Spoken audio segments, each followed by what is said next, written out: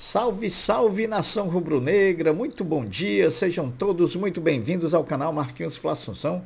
Estou chegando agora na manhã dessa segunda-feira com esse vídeo informativo com as principais informações e também com as últimas notícias do rubro-negro mais querido do Brasil e do mundo, o Clube de Regatas do Flamengo. Bom, inicialmente eu pediria a você que não é inscrito no nosso canal que se inscrevesse. A sua inscrição é muito importante para o crescimento do trabalho, que também você deixasse o like, porque o like sinaliza para a plataforma que você gosta dos conteúdos, que também você compartilhe esses mesmos conteúdos nas suas redes sociais e que, por fim, você ative o sininho das notificações para que o YouTube possa notificá-los de tudo o que acontecer de novidade aqui no nosso canal. Bom, meus amigos, inicialmente, vamos trazer aqui as notícias do Mengão, né? Depois da grande vitória do Clássico em cima do líder do campeonato, o Botafogo, o elenco rubro-negro vai folgar por 3 dias, né? O Flamengo vai folgou ontem, domingo, vai folgar segunda e vai folgar terça, se reapresentando na quarta-feira. Treina quarta, treina quinta, treina sexta, treina sábado, folga novamente no domingo e depois treina na segunda, treina na terça, à tarde da terça-feira viaja para Cariacica, onde enfrenta na quarta-feira o Atlético Paranaense, né? Então serão 6 dias de treino e 4 dias de folgas nesses 10 dias de data FIFA que o Flamengo não vai entrar em campo. Bom, devido à data FIFA e à paralisação do brasileiro, o Flamengo só volta a campo pela competição daqui a 10 dias. Mais precisamente no dia 13 de setembro, em Cariacica, no Espírito Santo, quando vai enfrentar o Atlético Paranaense. Diante do Atlético Paranaense, o Flamengo já tem 2 baixas confirmadas, além das 3 que estão no departamento médico, Arrascaeta, Varela e também Luiz Araújo. O lateral esquerdo Ayrton Lucas e o atacante Bruno Henrique estão suspensos pelo 3º cartão amarelo recebidos antes de ontem na partida diante do Botafogo pelo Campeonato Brasileiro. Se serve de consolo, o Atlético Paranaense, nosso adversário na volta após data FIFA, também não terá à sua disposição, diante do Flamengo, 2 dos mais importantes jogadores do seu elenco. O volante Fernandinho recebeu o cartão vermelho diante do Atlético Mineiro e está fora, vai cumprir a suspensão automática. E o centroavante Vitor Roque, que tomou o 3º cartão amarelo, também ficando fora da partida diante do Flamengo. Então, eu acho que ainda o Flamengo perde muito mais não tendo Bruno Henrique do que o Atlético não tendo Vitor Roque e também Fernandinho. A respeito da renovação do Bruno Henrique, depois da belíssima partida que ele fez diante do Botafogo, cada dia que passa e cada dia que ele joga melhor, ele está se autovalorizando, né? E aí fica muito mais caro essa renovação. Mas eu acredito que ela vai acontecer, até porque ambas as partes têm interesse. Quando os dois querem, os dois não brigam e daqui a pouco o Flamengo deve estar anunciando a renovação do Bruno Henrique. Outra renovação que já está na mão do atleta, a proposta é do zagueiro Fabrício Bruno. O Flamengo já fez uma proposta de valorização salarial com extensão do tempo de contrato ao zagueiro Bruno Henrique, está esperando, o zagueiro Fabrício Bruno, e está esperando que ele se manifeste dando a resposta de que sim ou de que não. Bom, meus amigos, se fizermos uma comparação entre turno e retorno do Campeonato Brasileiro, veremos o quê? Veremos que no turno, nas 3 primeiras rodadas do primeiro turno do Campeonato Brasileiro, o Flamengo fez apenas 3 pontos, né? Ganhou o Curitiba por 3-0, perdeu para o Inter por 2-1 lá em Porto Alegre e também perdeu para o Botafogo por 3-2 no Maracanã. No retorno, nesses mesmos 3 jogos, nas 3 primeiras rodadas do retorno, o Flamengo, em vez de fazer 3 pontos quando fez no primeiro turno, já fez 7. Vencemos o Curitiba lá em Curitiba por 3-2, empatamos com o Internacional no Maracanã por 0-0 e vencemos o Botafogo por 2-1. Portanto, nos 3 primeiros jogos do turno fizemos 3 pontos, nos 3 primeiros jogos do retorno fizemos 7. Fizemos 4 pontos a mais. Se mantivermos essa média, vamos melhorar muito a nossa posição no campeonato. Hoje, segunda-feira, o goleiro Matheus Cunha, do Flamengo, vai se apresentar à seleção brasileira olímpica para 2 amistosos contra a seleção do Marrocos.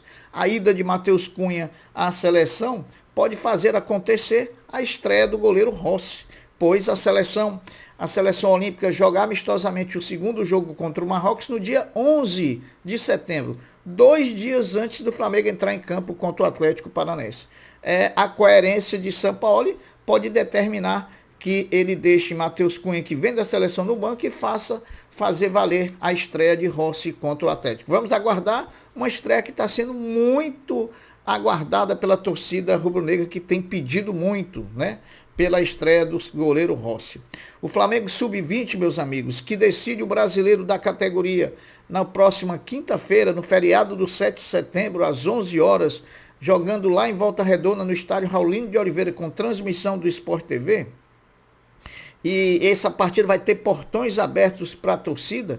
Existe a possibilidade de, se assim a diretoria e a comissão técnica entenderem que ela é possível, que os jogadores Wesley e Vitor Hugo reforcem o time sub-20 do Flamengo na final contra o Palmeiras da categoria. Lembrando que o ano passado repetiu-se a final, mas nós fomos derrotados pelo Palmeiras quando o jogo foi lá em São Paulo. Dessa vez o jogo é no mando de campo do Flamengo, portanto temos aí uma chance de retomarmos esse título de campeão brasileiro sub-20. Vamos aguardar, essa definição vai acontecer nesses próximos 3 dias, se Vitor Hugo e Wesley vão reforçar o time sub-20 do Flamengo.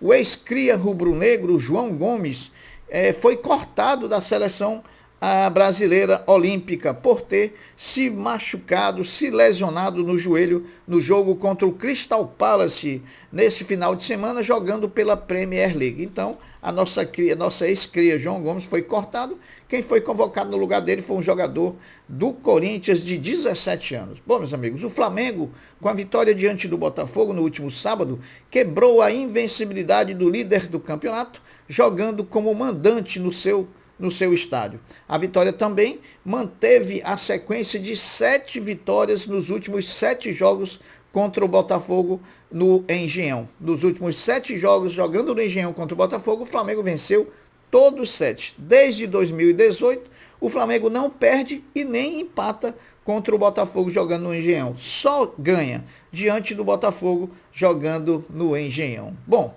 Bruno Henrique, que de forma justa, com muita justiça, foi eleito o craque da torcida pela exibição que teve diante do Botafogo, nos remeteu a bela exibição dele, a estreia dele vestindo a camisa do Flamengo, que também ele estreou no Flamengo jogando contra o Botafogo no Engenhão em 2019, quando o Flamengo venceu o Botafogo de virada por 2-1, com 2 gols do Bruno Henrique, por sinal, 2 gols muito bonitos. Bom, meus amigos, hoje, a partir das 10 horas da manhã, o Flamengo abre a venda dos ingressos para o jogo de ida das finais da Copa do Brasil contra o São Paulo no Maracanã, no dia 17 de setembro. Nós não poderíamos aqui deixar de nos manifestar manifestar fortemente, né, contra os preços abusivos cobrados pelo Flamengo para esse jogo de ida da final da Copa do Brasil. É um desrespeito com a torcida do Flamengo, que mesmo num ano pífio de desempenho e de muitos vexames e de muitos fracassos, em nenhum momento a torcida do Flamengo abandonou o clube. Pelo contrário, o Flamengo jogou mais de 12 partidas seguidas do Maracanã com público superior, acima de 60 mil torcedores. Por sinal, portanto, é uma facada no peito da torcida do Flamengo que essa diretoria fez em relação ao preço dos ingressos para a Copa do Brasil. Bom, meus amigos, muito natural, rubro-negros que após uma vitória sensacional que incendiou o brasileiro novamente, que apareçam notícias plantando crises no Flamengo, né? Tumultuando o ambiente. Enfim, alguém tinha dúvida que após a Gabigol ter sentado no banco sem entrar durante a partida contra o Botafogo, se surgiriam notícias de insatisfação, notícias de que o Gabigol autorizaria o staff dele a procurar clube, dizendo que a relação entre Flamengo e Gabigol estava chegando ao fim. Ah, meus amigos, todo mundo sabia que isso ia acontecer, né? Todo mundo sabia.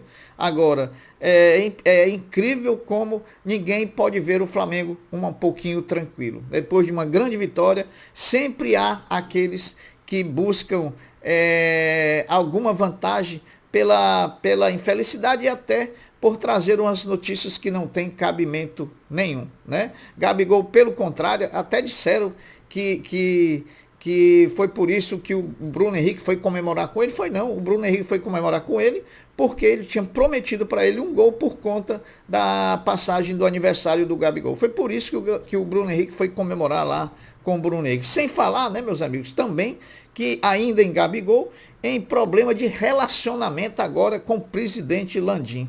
Preparem-se, viu, meus amigos, porque até a volta do time ao campo no dia 13 contra o Atlético Paranaense, surgirão ainda várias situações para desestabilizar o Flamengo, ainda mais depois de uma vitória sobre o líder do campeonato. Cuidado com o que vocês escutam, cuidado e filtrem as notícias que vocês consomem. Bom, falar em notícia, especulação do nome do Davi Luiz no Besiktas da Turquia, como reforço para a próxima temporada. Aí, para mim, eu fui atrás dessa informação, né? Fui saber de onde é que tem saído a informação e, para surpresa minha, e saber de onde é que tinha vindo essa notícia. E, para surpresa minha, sabe de onde se originou essa informação, meus amigos?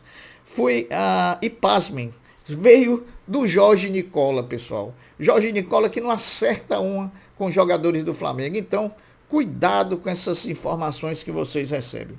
Aproveitar também, meus amigos, para fazer algumas lamentações aqui, pertinentes ao momento atual do Flamengo. Primeiro, lamentar mais uma vez a violência entre as torcidas de Flamengo e Botafogo em mais um clássico carioca, que mais uma vez protagonizaram cenas horríveis que não condizem com o futebol em essência, que é um esporte de lazer, de diversão, de união e não um esporte desagregador, que é o que parece para alguns torcedores que preferem a briga do que a satisfação de estar vendo seu time jogar dentro de um gramado. Bom, continuando as lamentações, está beirando o ridículo e a forma patética com que as escalações nas transmissões da Globo, do Sport TV e do Premier em jogos do Flamengo têm sido feitas as escolhas, né? O jornalismo, em essência, está em segundo plano. O que reina nesse momento é a torcida deliberada e descarada contra o Flamengo. Não que nós queiramos essa torcida para a gente não, pessoal. Ninguém está solicitando torcida, que ninguém torça para o Flamengo, não. O que a gente quer é a imparcialidade, não, que não tome lado nenhum. A narração e os comentários de Flamengo e Botafogo no último sábado à noite foi um show de horrores, pessoal. Foi uma torcida deliberada e descarada pelo time do Botafogo. Pela voz de um tricolor reclamando de um tricolor conhecido, Luiz Carlos Júnior, e de um vascaíno roxo, Lédio Carmona. Fica aqui nosso protesto em relação a essas escolhas que a emissora que detém os direitos de transmissão tem feito para os jogos do Flamengo. Lamentável, mais uma vez, eu acho que foi a gota d'água esse último sábado, uma narração totalmente parcial contra o Flamengo. Bom, meus amigos, fazendo uma análise rápida do que foi a rodada, uma rodada que foi boa porque nós não deixamos o Botafogo aumentar a diferença, pelo contrário, diminuímos em relação a nós, agora era de 12 pontos.